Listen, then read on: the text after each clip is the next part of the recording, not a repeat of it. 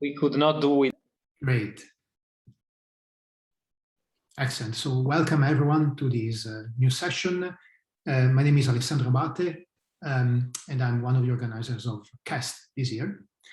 It is my pleasure to introduce you to our keynote speaker, Boudewijn Haverkort, who's at the Tilburg University, and he's Dean of the School of Humanities and Digital Sciences at Tilburg.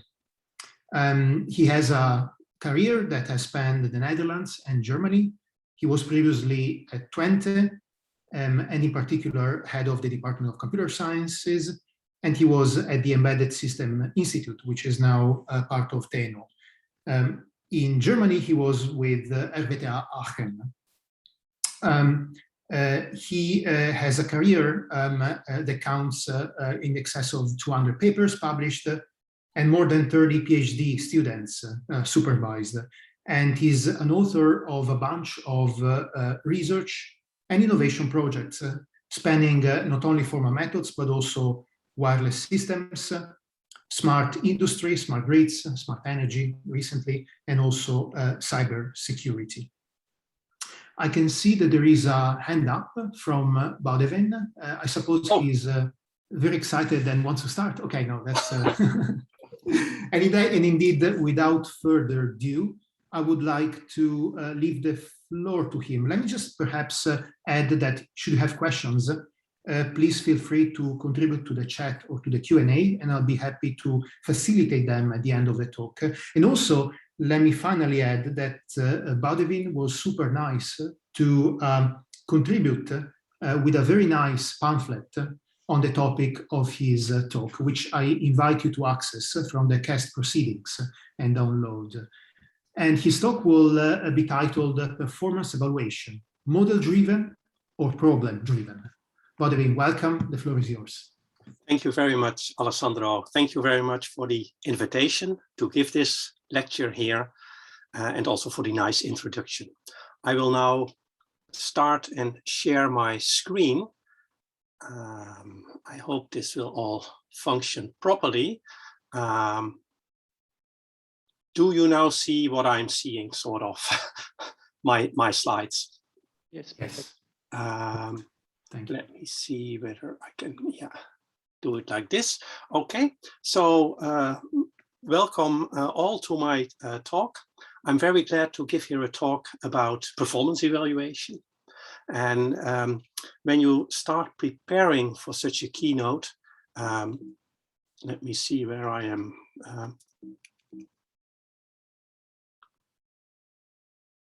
Yes. When you start preparing for such a keynote, you wonder, what one should talk about. And I could, for instance, have talked about recent work that I'm doing together with a PhD student on temperature-aware scheduling in microprocessors. Very nice work together with Thales. We are performing that. I could have talked about some work we are starting on digital twins. Also very nice, I think, but I decided not to talk about these technical topics.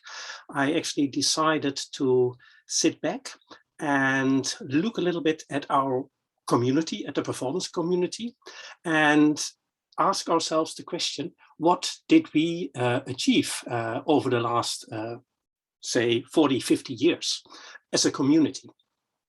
And can we be satisfied with what we achieved, or could we have done better? And I'm taking you in the beginning of my talk through a number of observations from course material that I've studied. I take you also back to a maybe forgotten paper from the 1980s, reflect a little bit on that, and then come up with 8 recommendations that I deem important for establishing the field of performance evaluation and modeling a little bit more firm. I say a few words about digital twins before I come to a closing. In my presentation, and I know this keynote is for the CAST audience as well as for the Concur audience, I think the paper or the presentation addresses more examples from the for the KEST community than for the Concur community. Having said that, I think that many of my observations are in a way also valid if you look at the Concur community.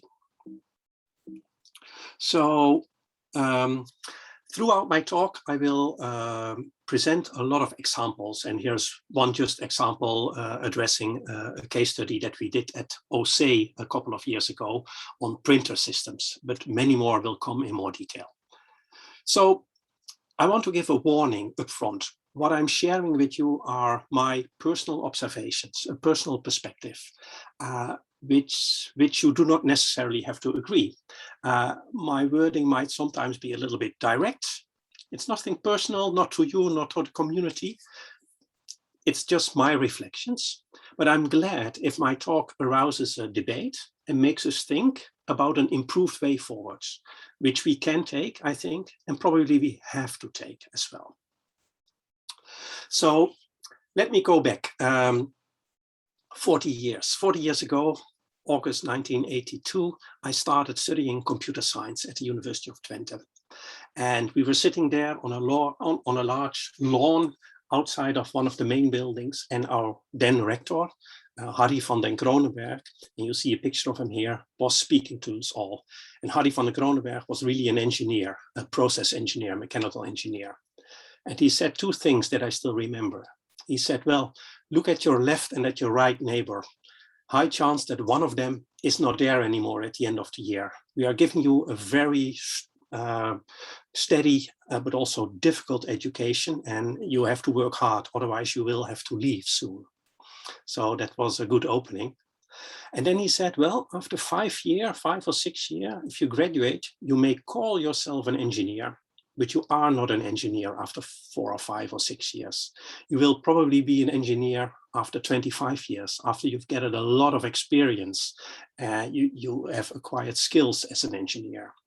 And well, it's more than 30 years ago that I graduated. So probably I'm an engineer now. And my talk is certainly fed with experience that I gathered as an engineer, and also will touch upon differences between science and engineering. This is actually not the first talk I give on this topic. At EPU 2008 on Palma de Mallorca, I gave a first invited lecture on this topic about what we are doing within the performance community. That was very nice because exactly 20 years before, I had given my first general presentation, paper presentation at a conference, also at Palma de Mallorca. And in years that followed, I refined my work and thinking about this topic at various keynotes, and a couple of years ago also at a panel at Formats 2016. And the key question was always, did the performance community deliver? And to answer that question, we have to go back to the origin of performance evaluation. Performance evaluation evaluated some 50 years ago from the needs existing in the design and dimensioning of computer and communication systems. Questions like, how many processors do we need for this particular task, or what should the speed of this link be to make sure that we keep within a certain response time, or how large should the buffers be to avoid packet loss, or how many pages do I need to avoid too many paging traffic in an operating system. These were the type of questions that were studied at that time. And interestingly enough, these system-oriented questions inspired performance evaluation. And also interestingly enough, the early work on performance evaluation was actually done by people working in system design and engineering. And they needed performance evaluation for their work, and they invented it and used it. Think about Alan Scherr, who in the 1960s developed multi-programming systems for IBM. He was the first one to apply forms of queuing networks to address paging behavior. Leonard Kleinrock, known to many of us for his books on performance evaluation, but in the 1960s, he was working on network processing, and he actually was the builder of one of the first internet-type routers. And you see a picture of him there. Same for Ansgar Erlang. He worked on on telecommunication equipment, telephone equipment, and dimensioning questions, and he developed a theory for his purpose. And finally, Martin Reiser, probably known to some of you still. Martin passed away a couple of years ago, but he worked on token rings. And in the course of that, he developed mean value analysis as a tool to analyze the protocol mechanisms he was working on. And I can continue like that. Robert Metcalfe developed very nice models for CSMA type systems, but actually he was working on the development of Aloha and Ethernet. And he started a company, 3Com, you might know this company. His developments were the response to a need he had in system design. And even someone like Gerard Holzman, one of the godfathers of model checking, he worked on protocol design and found that type of model checking would be very efficient to support his design decisions. And in that context, he developed SPIN. So the work was very much system oriented. And also, if you look at books, older books in the fields of system design, like operating systems, probably not many of you know the famous book by Per Brink Hansen about operating system, or the even more famous book, Operating System Theory by Kaufman and Denning, and you see it on the cover. It has a queuing network model of a multi-program system on the cover. And both of these books address a lot of performance evaluation and queuing theory, and it's all cast there in the context of system design and dimensioning questions that you have. But what happened? Look at books that we use now for operating systems, like Silberschatz. And I used to use this book in Aachen when I was teaching operating systems there, or later Modern Operating Systems by Tannenbaum. These books do not address any of our models, of our queuing models anymore. They refer to models every now and then, maybe say something about that there are models existing for analyzing paging or disk scheduling, but they don't use these models anymore. Similar in the field of data networks. Early books, I think late 1970s, of Jean Walran and Betzekas and Gallagher. Very nice books on communication system design, using a lot of queuing network analysis, Markov chain analysis. And have a look at these books, the famous Kurose and Ross book on computer networking. I used it a lot in class. It's very nicely written. Or the book from Tannenbaum on computer networks. Well, they mention round trip times and delays. Tannenbaum mentions experiments, but no word about queuing models or performance models of the type that we study and work upon. So, and even in computer architecture, there's this very famous book by Hennessy and Patterson. Look at the title, A Quantitative Approach, it states. Well, it's almost 1,000-page book. It's in section 7.8, close to page 900 something. 10 pages are devoted to queuing models, the MM1Q and the MMNQ, in a completely isolated way. The rest of the book, the whole development of the theory, does nothing with these models at all. So this brings me to the question, what has happened? What has gone wrong?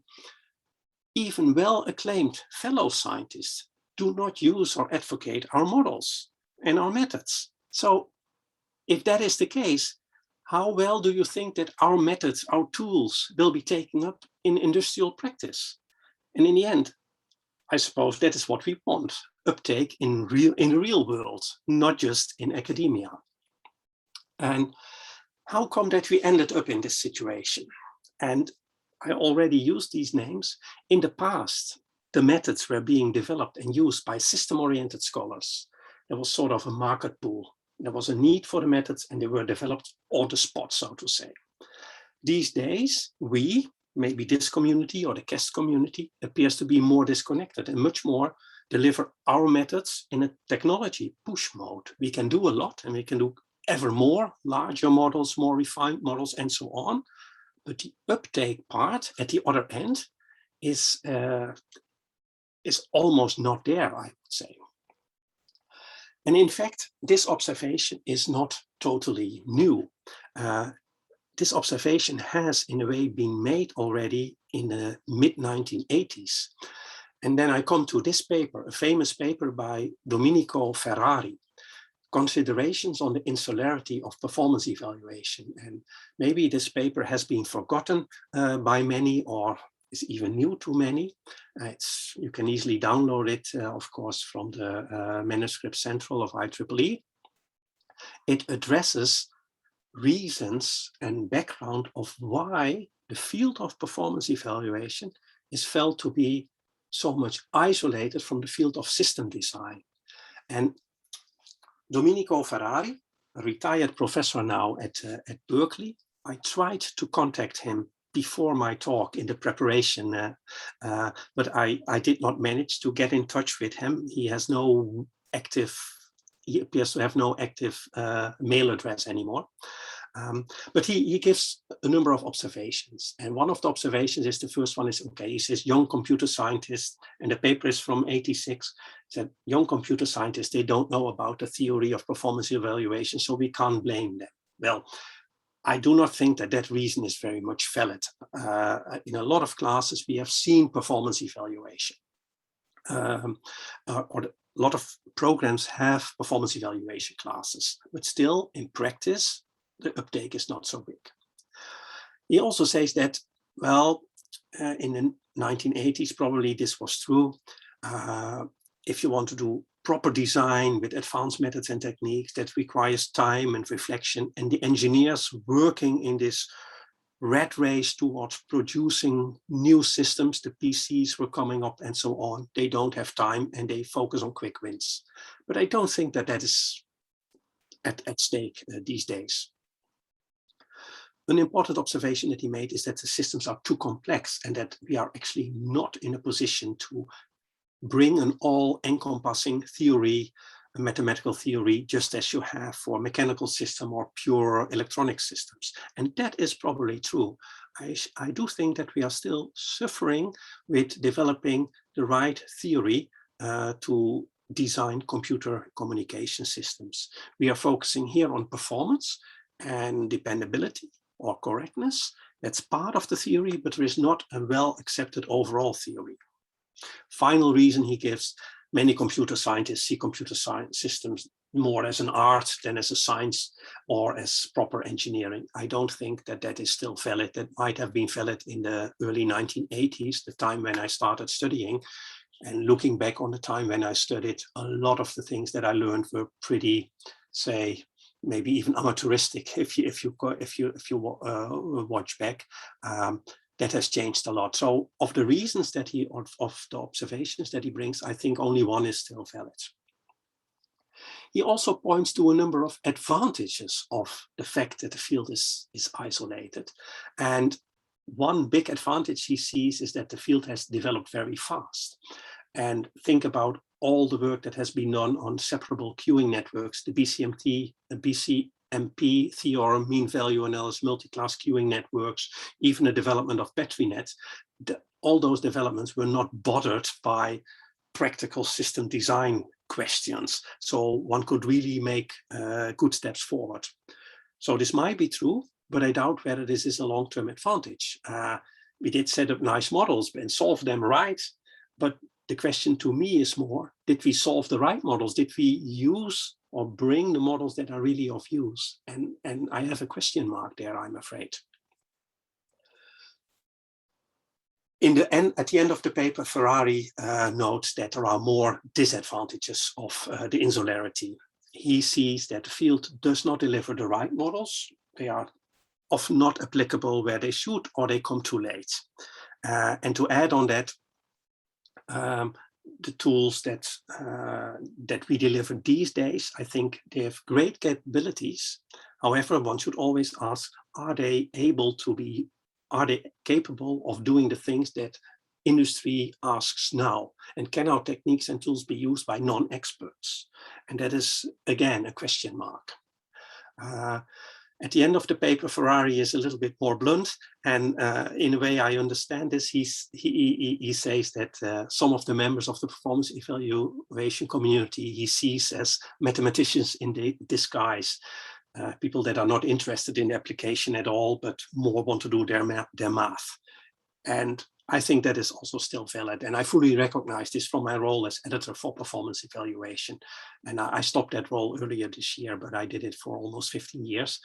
I've seen and received many papers as editor in which some model was tweaked a little bit or extended a little bit with no or almost no reference to a potential of application. So I would say these were more math papers or operations research papers, but not performance evaluation papers. At the end of the paper, Ferrari advocates very much what he calls applied performance evaluation, something which I agree with, asking for a closer interaction with system designers and also a stronger role to experimentation next to modeling. And actually there's a nice paper by someone else, Walter Tichy, published in the mid-1990s, where he also asks himself whether computer scientists should experiment more. And it's a nice paper, I won't go into detail here, but in the end his claim is computer scientists should experiment more to better be able to validate all sorts of models they are developing. He sees that actually that part of science is sort of missing in a big part of computer science. I think in the performance evaluation community, it's not that bad, but still we quite often see papers that are either doing modeling or measurement and experiments and not both. And we could probably do better if we are more often doing both at the same time or in conjunction with each other. Well, these were my first observations from course material and from taking you back to the 1980s. I'd like to come now to a number of recommendations that I deem useful when we want to connect better to, say, the field where systems are being designed in such a way that our methods and tools will be taken up easier and better. And these are recommendations. These are not theorems with formal proof. It's just what I build up in my experience working in the field for a long time, in European especially, but also in national cooperation projects with industry involvement, and also very much by the research I performed or was leading at the Embedded Systems Institute. So the first recommendation, or it's an extra recommendation, recommendation 0, is that the time is right now. I see an ever increasing growth of complexity in real systems, in industrial systems. And this brings severe challenges to system design, test and integration, technically regarding cost, energy use, performance, dependability. And industry is interested in working more model-driven. However, I have the feeling that it's still more model-driven for code generation rather than for doing evaluations of the type we do in order to support design decisions. So there is a sense of urgency present, however, often rather undirected or not yet directed in the way where we could help. So there is a chance for us to jump in now. I also see that modeling analysis, as we know it, as we work upon it, is not a natural component in the design process of modern systems. So we can jump in, we can take this chance following the recommendations. And I come now with the first recommendation. And the first one is to cooperate with system engineers, system designers.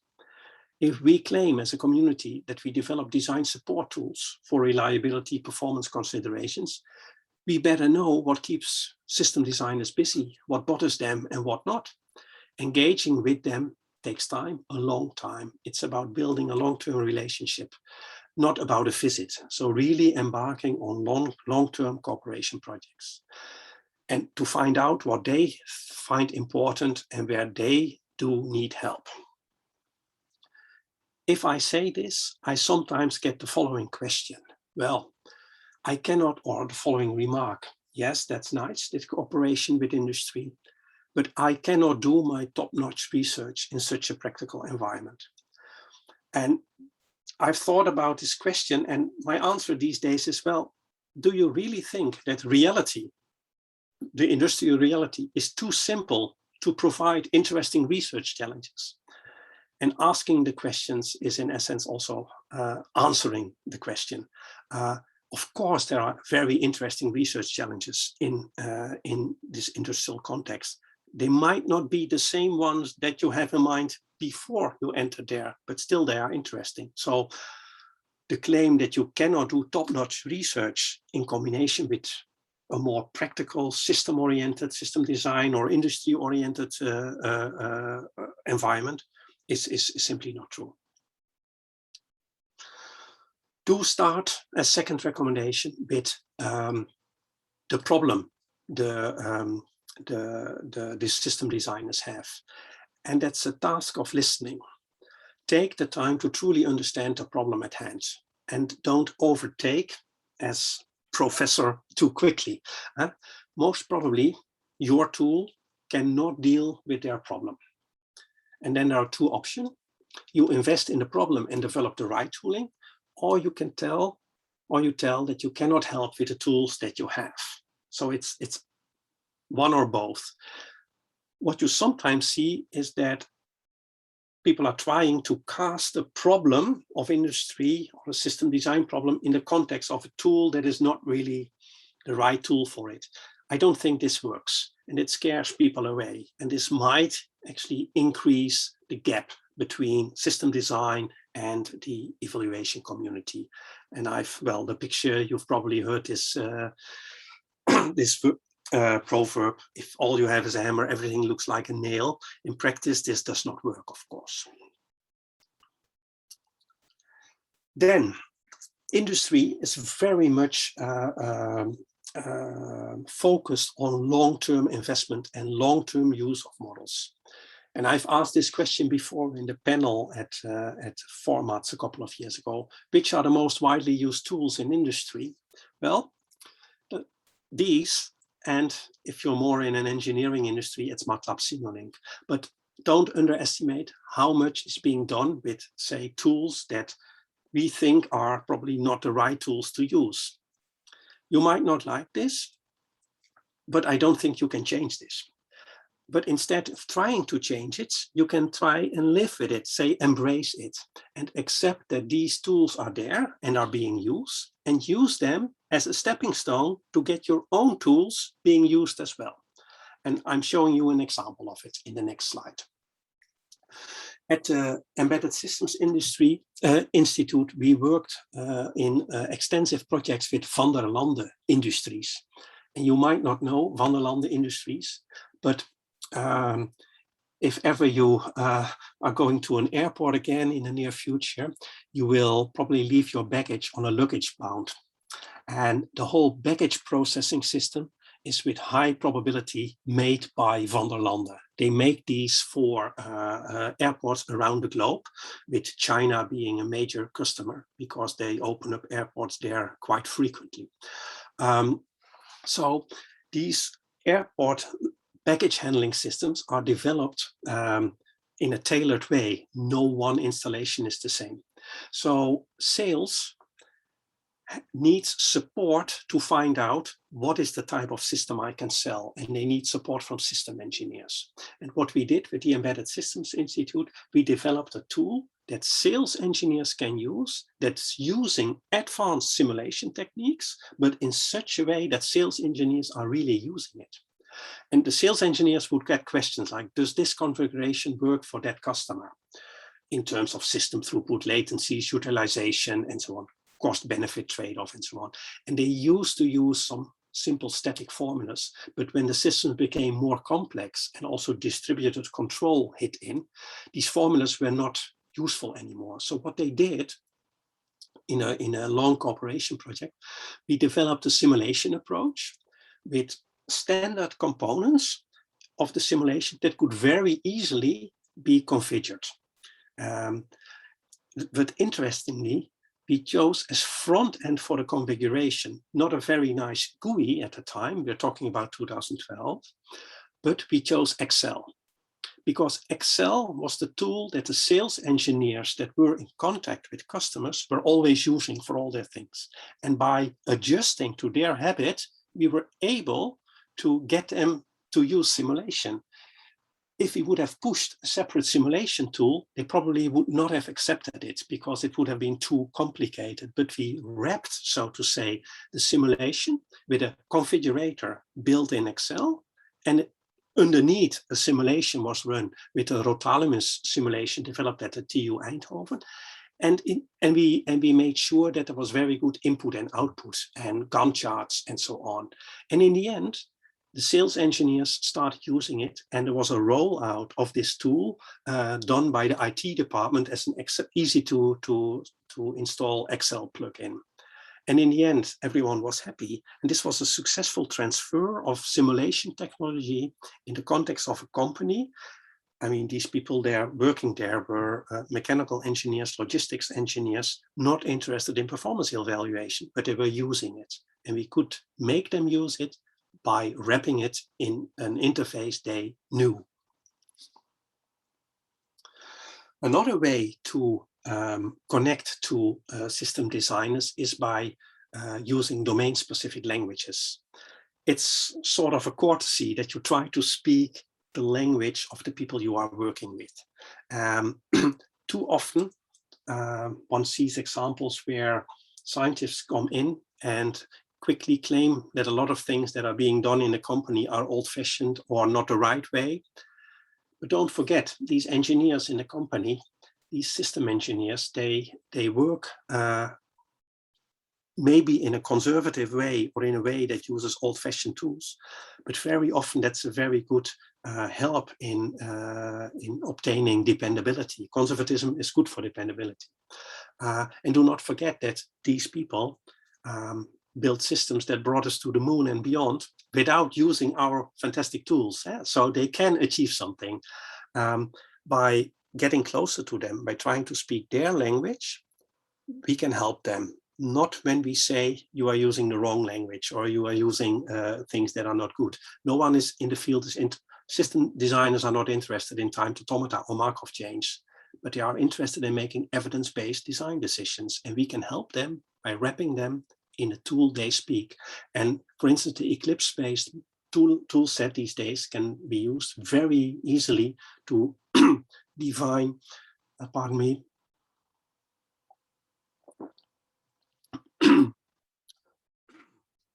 to define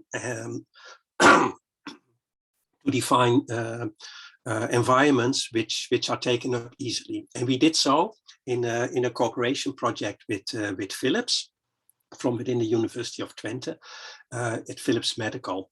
They were interested in performance considerations for medical imaging systems, and they were, for instance, interested in how many frames per second they could do and wanted to increase the frame rate and so on.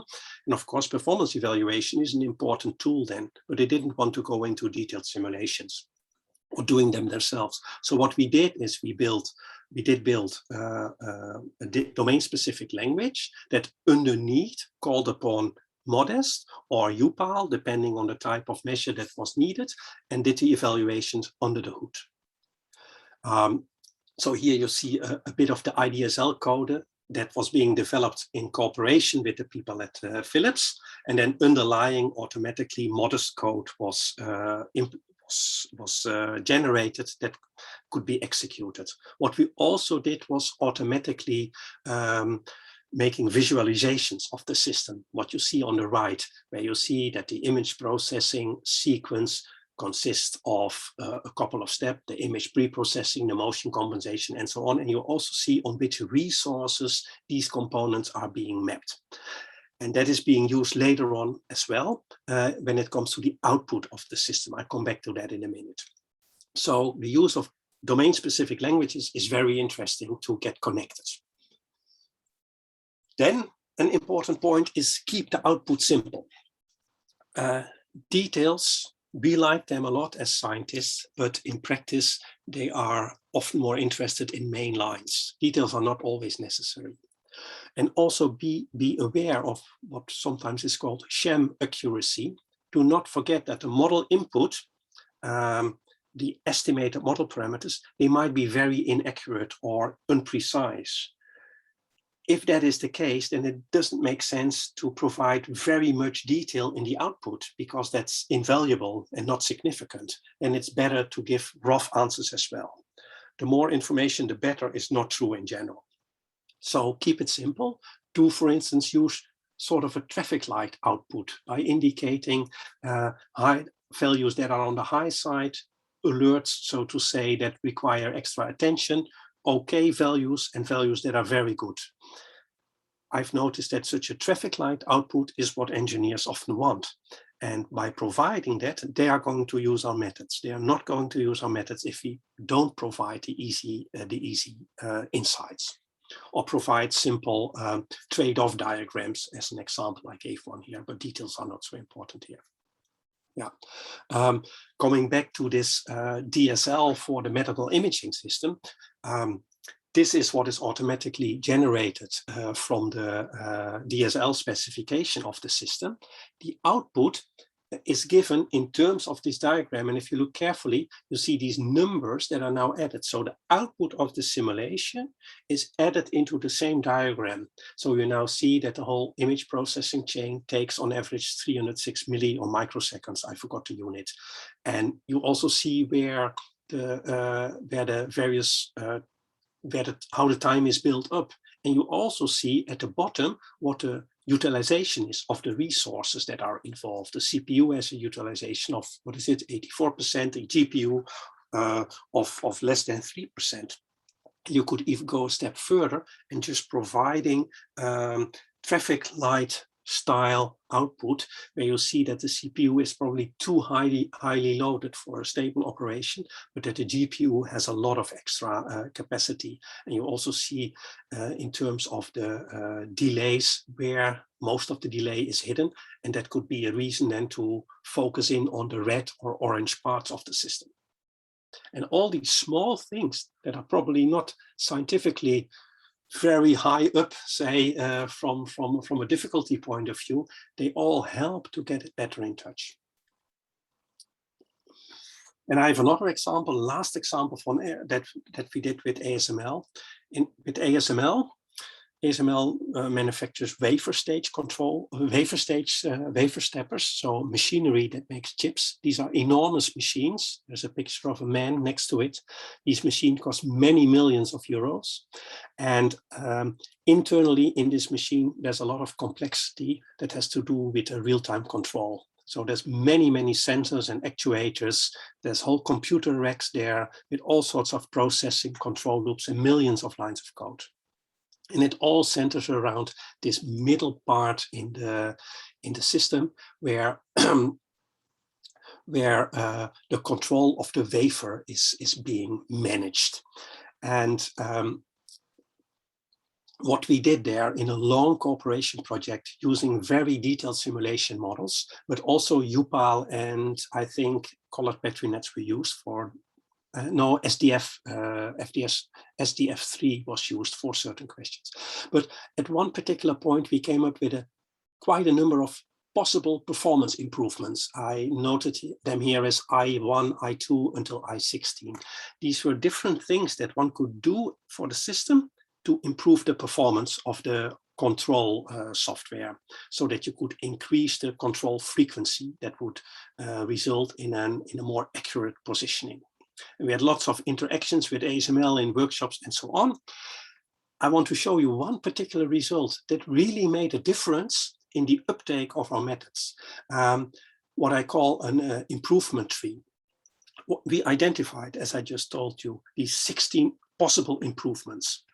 And in cooperation with the system designers and engineers, we also estimated sort of the costs to change the system according to these improvement recommendations. And then it came to improvement selection. One could, of course, simply say, okay, we do all, but that is too costly and takes too long. So which improvements are to be selected? And then we came up with the following. Suppose the system as we know it is configuration 0, and it has the performance as it is now. But then we see if we do improvement 1, we would take the left branch and we would get an 8% performance increase, but it would be fairly costly. looking at the small, what is it, the small face thing. It's not glad because it's too costly. If you don't do improvement 1, you don't get any improvement, but it doesn't cost you, and so on. Then you could do improvement 2. It's not too costly. It gives you 3% increase. You could also not do I2 and then instead do I4. It's a very cheap improvement, give you 4.8% in total, and so on. So this led to what we call this improvement tree. And looking at this tree together with the system engineers, they came with 2 scenarios. They said, okay, we have a short-term roadmap for the system improvement. We are not doing I1, not doing I2, but we are only doing I4. And this gives us a certain improvement in the systems, in the system. So you have of 4.8%. It's a relatively short roadmap, short time period, but you see the benefit of the investigations. And then we have a longer term roadmap that's different. Then we are going to do I1, do I9, and do I11, and then we get at a 19% improvement. And presenting the detailed performance evaluation results in this tree format with a consideration about cost and investment to be made helped so much in further, cooperating with the company, and it helped so much in them accepting performance evaluation as a suitable tool and to guide design decisions. And I mean, it's very simple for a computer scientist, such a tree, but it helps a lot. And if you don't do that, then higher chance that all the effort you put in your modeling and your much more advanced models is lost. That's why I'm advocating these simple things. Okay, recommendation 6. Also appreciate small and simple models. I refer in my paper also to an interview with Alan Scherr. Alan Scherr is the time-sharing pioneer of IBM. And he is very much in favor of small and simple models, partly also by the fact that systems at the time were still simpler than they are now. But he is quite blunt. He says blind imitative simulation models are by and large a waste of time and money. I think it's not that strong anymore, but there is a sort of truth in it. Sometimes simple models, given the uncertainty we have in our input parameters, suffice for the purpose. What I've seen in the performance evaluation community, that we are sometimes too much in love with our models ourselves, that we try to extend our models and work a lot on the models, whether one could question whether that is meaningful seen from a system design perspective. And I give one example, I could give more. We all know stochastic battery nets and the developments in the early 80s. You also might recall that in 1987, a variant of stochastic battery nets was introduced, DSBNs. And that was computationally not attractive, but it extended the model class a little bit. And then it was forgotten. Then 5 years later, Christoph Lienemann took up this and came with a solution to this computational problem using uniformization. But that led to a revival of this field of non-Markovian stochastic battery nets. To 10, 15 years, a lot of papers being published by doing epsilon improvements. And the driver always appeared to be, what can we still do from a mathematics perspective? And looking back at those papers, I would now say, okay, who asked for this? What did it bring? Has there ever been a customer? And I don't think that there has ever been a true customer. So the work is valid, it's correct, it's nice, it has beauty and so on. However, it does not contribute to system design and system design support. And that is, I think, a pity. So I would like to see more system design oriented work and would have liked to see maybe more of the investment put in this trajectory into another trajectory. Finally, it's almost finally a word about uncertainty. If you cooperate more with system designers, there's many reasons why you can have discussions about things. And one of the things is that words mean different things in different contexts. Think about the word of simulation. It might mean an equivalence relation in some fields. It might be discrete event simulation, or it might be the numerical solution of differential equations. Well, making the difference clear and know that you talk about the same avoids a lot of confusion. Yeah. Be also frank about uncertainty. The models we used with stochastics in there or discrete event simulation, there is uncertainty in it. The parameters are uncertain and so on. Be frank about the fact that one is not 100% certain. There is uncertainty, and talk about this. That also is better for the say the relation in the cooperation. Finally, system designers very much appreciate notions of robustness. How does their new algorithm or approach or mechanism work under slight parameter variations? Make sure that tools do allow to do such analysis easily. Recommendation 8. It's a simple recommendation. Scalability is key. If you embark on cooperation with system designers in whatever context, the scale of the system is very often tremendous. And if you develop a tool or a method, it should be capable of dealing with that scale.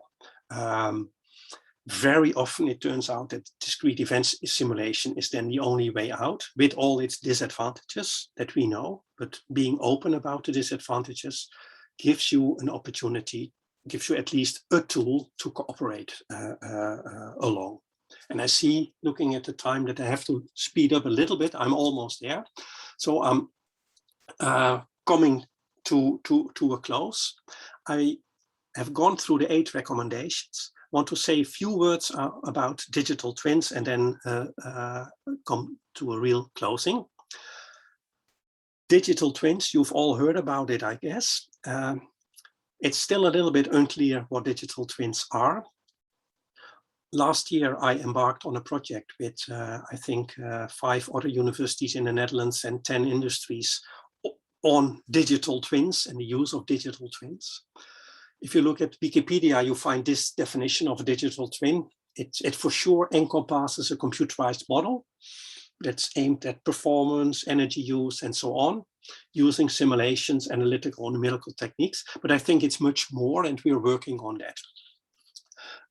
The digital twin will accompany a real system throughout its lifetime. So it will be connected to the real system. So parameters in the digital twin will be updated probably automatically. And this allows you to do evaluations, say, quasi on the real system, but then on the digital twin with most up-to-date parameter settings. The digital twin is most probably developed as part of the system design.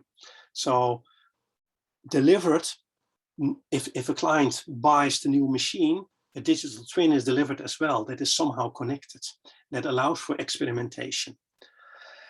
The company that delivers the machine and the digital twin can also harvest information from all the digital twins around the world, or from the machines around the world, thus giving new input to the digital twins, allowing for learning and so on. So these are very interesting possibilities that pop up there.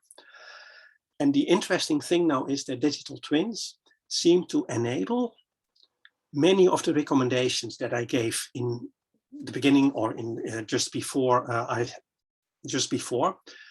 And in that sense, performance evaluation community can benefit a lot by maybe adopting this notion of the digital twin to connect more firmly to real system designers. A digital twin can, in a sense, be seen as a shared object that facilitates communication between academia, industry, and system user, and connection between methods, tools, techniques, and measurements. So I do think that it is a very interesting development. And I would recommend also the CAST community for sure, or CONFEST next year, to maybe spend time specifically on developments in the field of digital twins. To summarize then, I think our field has done great over the last 40, 50 years. But I do think that we could do even better, be more at the forefront of system design. In a way, what Ferrari stated, that the developments have been very good due to the fact that we were not bothered by real system design questions is in a way true. The field has developed enormously, but we sort of missed the connection, and that is, or lost the connection, and that is a pity, I think. So we should probably try and engage more in system design, focusing on challenges there, and be more problem-driven than model-driven, as a reference back to the title of my talk and paper. I provided 8 recommendations. Here briefly recalled. And I also noted at the end that it might be of interest to investigate more in the notion of digital twins. And that probably should have been the 9th recommendation. But at the time of writing the paper, I didn't have that aspect that clear. There's one final thought that I came up in the preparation of the talk, and that goes back to what is known as Pasteur's quadrant. Going back to a book written about basic science and technological innovation by Stokes at the end of the century. He distinguishes not pure research and applied research, but he makes a quadrant where he says, if you look at the research, is there a consideration of use, yes or no, or low or high? And the second orthogonal question, is there a quest for fundamental understanding? And if you have these 2 questions, you get a quadrant with 4 possible fields. The lower left field is not so interesting. If you are doing something with no consideration of use and no quest for fundamental understanding, I don't know what you're doing. Edison is a typical example of someone who worked on high consideration of use. He wanted to develop stuff to sell. He was a very commercial person, and he did not take the time to really investigate underlying mechanisms. Bohr, at the other hand, was not at all interested in application of what he investigated. He was after fundamental new insights. But there is a way in between, and that is what Pasteur has been doing. Pasteur investigated the mechanisms that made that milk turned bad after some time with bacteria and so on. In the end, and viruses, in the end, what he developed were methods and techniques to make milk, to change milk such that you could keep it longer, pasteuriseren, to pasteurize. But in the end, his techniques were vital for the development of vaccines. And vaccination is, of course, a key important thing. So he's in between. And this is often called these days use-inspired basic research. And what we see with the performance evaluation community, I think we've seen over the last maybe 30, 40 years, a tendency to move towards Bohr. And often, and academia is not good, often this is seen as better because it's pure research instead of the just applied research that is of less value. Typically also an academic career does better, grows better on pure research than on applied research. But we should not forget that there is this middle lane, use-inspired basic research. And I think the performance community would profit from moving towards Pasteur's quadrant, thus getting a closer connection to system design. And with that, I think I'm ready with my presentation. Thank you very much for giving me the opportunity to tell you this story. Thank you very much, Boudewijn, for this very nice presentation, which had an equilibrium between retrospection, if you will, as well as vision and forward-looking perspectives. I'd like to open up the floor for questions. Maybe I'll break the ice with a first question myself, which is in the context of system design vis-a-vis the relationship between performance evaluation and system design itself, and the lag that you so aptly described. So I like to bring in sort of sort of recognition of the elephant in the room, which is, of course, big data, right?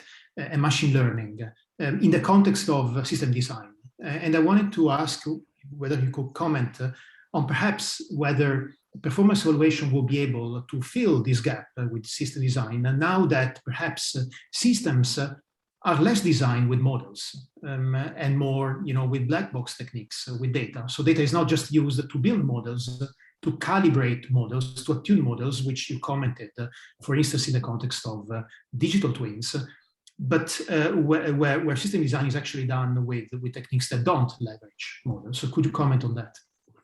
This is a very, very interesting question. Thank you very much for that, Alessandro.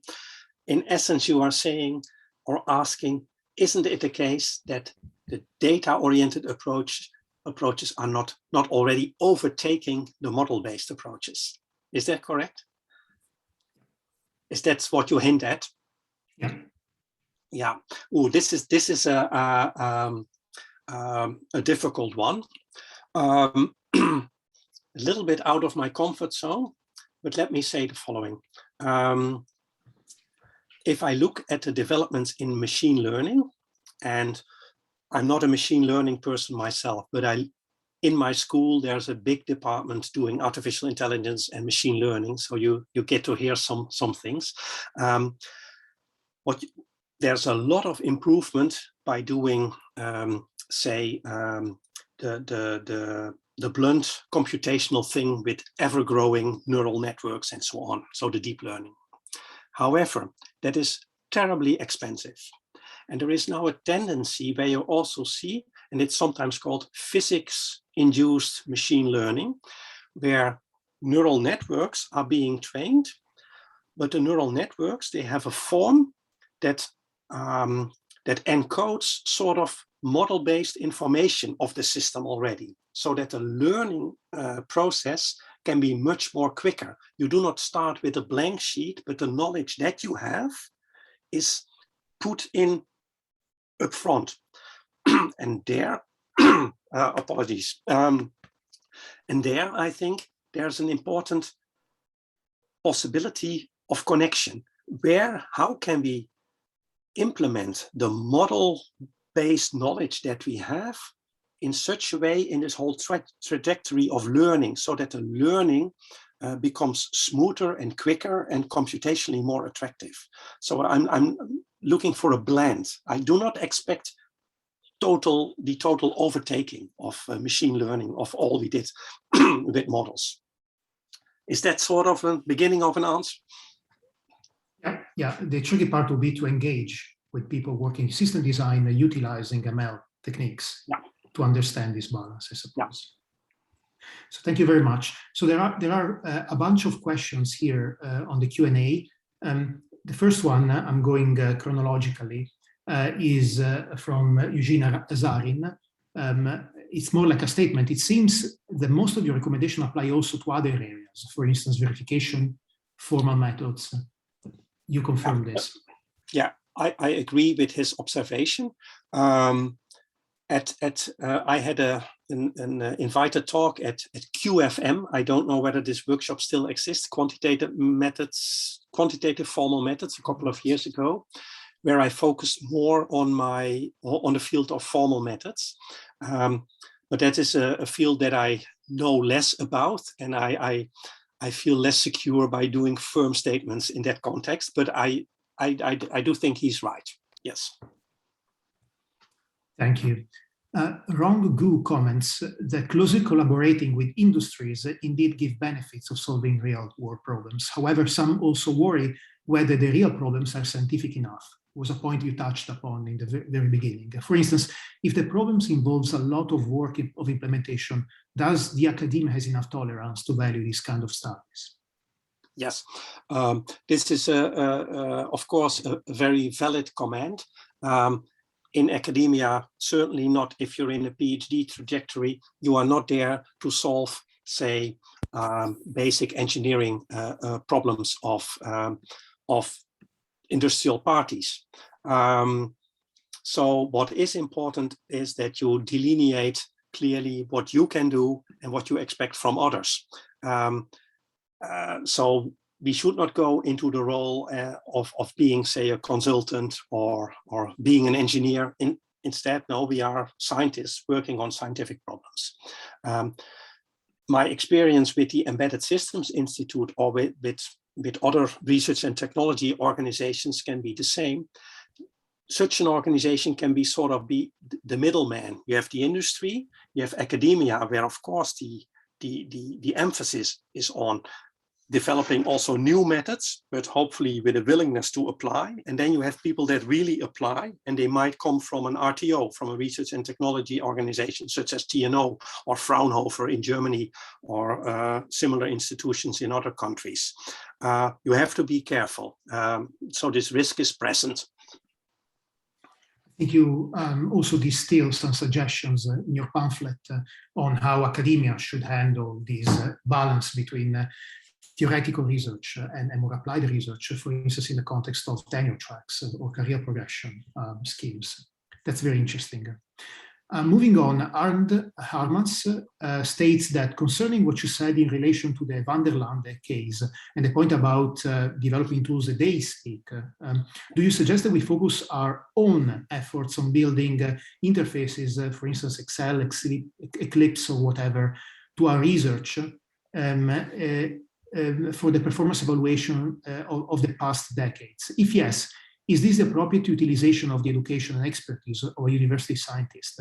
If not, who would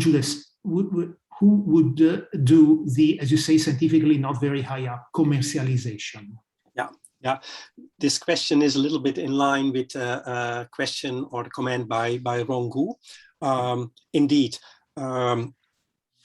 As stated also a minute ago, we should not go as scientists and take the role and do the handwork needed. At the same time, sometimes it's a low effort given the skills. Well, for instance, the skills that Arnd has himself about all sorts of tools. Sometimes it's a small investment to make that you gain back pretty quickly. At the same time, we're working in academia. There's students doing bachelor, master, or sometimes these professional engineering degree work, which I think are also very useful and can be very helpful in this context. One has to be,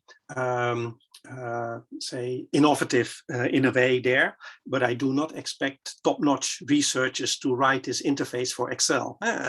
No. There we should try and be inventive and find others to do that. Great. Any other questions from the audience? If not, also in view of time, I think it's, I take this opportunity to wrap up this session, thanking again Boudewijn, thanking the numerous participants, whom I'm sure learned a lot from this past hour, and bidding you farewells to the next sessions of KEST and Kion Fest. Thank you very much for the attendance, and thank you again, Boudewijn, for the inspiring contribution. Thank you very much. Thank you, whole audience. I really appreciate it, and I wish you a good further conference. I hope to attend also some more sessions. Bye-bye. Bye, everyone. Thank you.